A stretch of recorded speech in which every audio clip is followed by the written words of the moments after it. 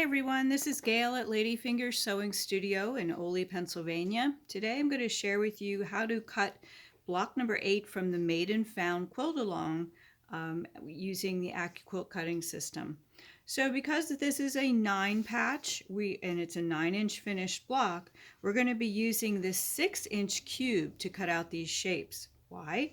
Because we know this is a 9-inch finished block.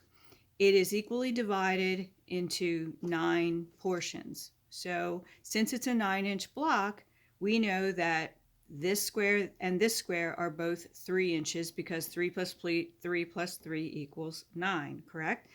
And then this unit, which is a half square triangle unit, also finishes at 3 inches. So those shapes are found in the 6-inch cube. The 3-inch finished and 1.5-inch finished shapes are found in the 6-inch cube. So both of these shapes we're going to find in the 6-inch cube. We're going to be using the square, which is a 3-inch finished square, and that is shape number 1 from the 6-inch cube. And the other shape we're going to use is shape number 3 from the 6-inch cube. Okay. And so that's it. That's all the only 2 dies you need. So we have 3 different colors. The background I'm going to make in color number 1. The dark purple, I'm going to use this dark purple, which is in the diagram number 3. And then the lighter purple, I'm going to use this peach color for the color number 2 in the diagram. So let's get started. I only need 1 square of the background color, and I need 4 of the same shape in the dark purple. So let's cut those all together. Since we can cut up to 6 layers at a time, we might as well take advantage of that fact. All right, so I just need I need 4 of these. Okay. Let's see if I can get it this way. Yes, I can. Normally I often fan fold my fabric, but with even shapes, meaning they're the same on all 4 sides, it doesn't really matter. And I just want to show you too, I'm not being terribly neat, but I just want to make sure that all of the edges, the fabric goes over the line of the die. And you can see here, this is a selvage edge, so that's my lengthwise grain. And that is what goes into the machine. There we go. Oops, I forgot to catch. I'm having one of those days. All right, so we got 4 of those, and then I would also want to cut the 1 background square, and I missed doing that. So we'll cut it now. Good news is it doesn't take very long to cut out these shapes, does it? Certainly faster than rotary cutting, that's for sure. And then we'll get this cut.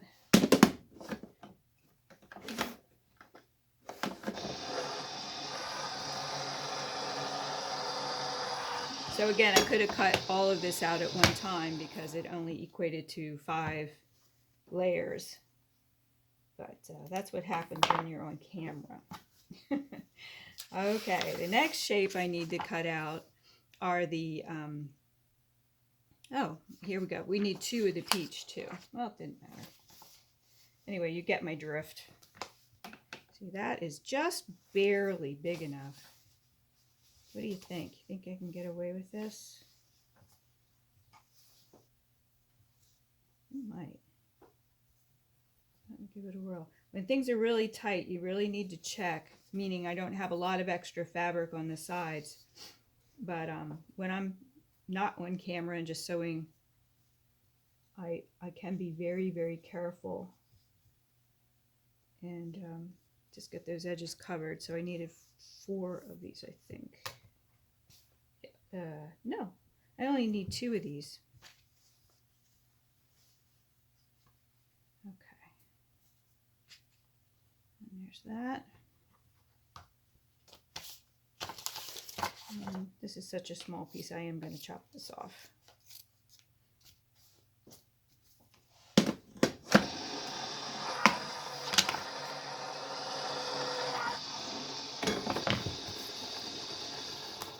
There we go. See, we just made it. And then the last thing we need, what else do we need? Is we have our, oh, we need the half square triangles. So we're going to need 2 of the peach ones and 2 of the background. And for that, again, that is shape number 3 from the 6-inch cube. So we need 2 of the background and 2 of the peach. For me, it's peach. The nice thing about this block is it's a bit directional. So if you were to line this up in a quilt, let's say you were making an entire quilt out of this block. Since this forms a direction, it would be really fun to use alternate blocks, every other block, and then use this to carry a line through the quilt of this different color, which could be really fun. So play around with the blocks that you've received so far from Made and Found and pair 2 up and use a directional block in every other block to create a formation that gives added interest to your quilt. Give that a try and see what you think. Okay, so now I only need 2 of each of these. And since the die cuts out 2, we're in good shape. I'm just going to trim this real quickly. Okay.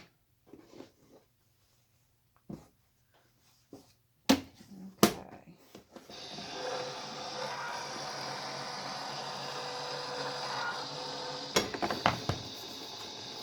All right. So we have our shapes. This is pretty slick. This is a fast block, isn't it? So now we can lay them out.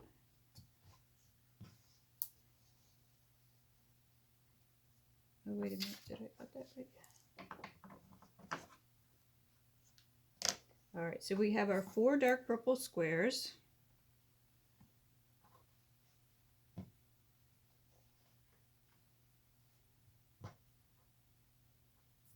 And we have our center.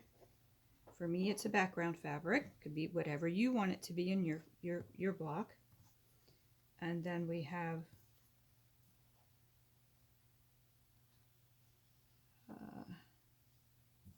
two of these,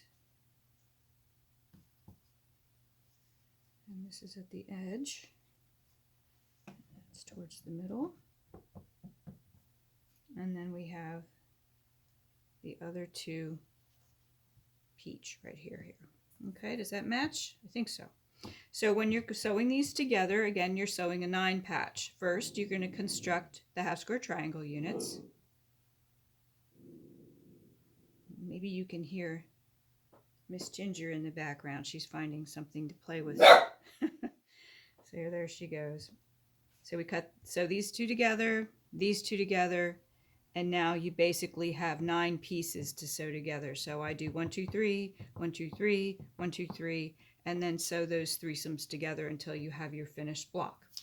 All right, so I hope you've enjoyed learning how to cut out block number 8 from the Made and Found Challenge.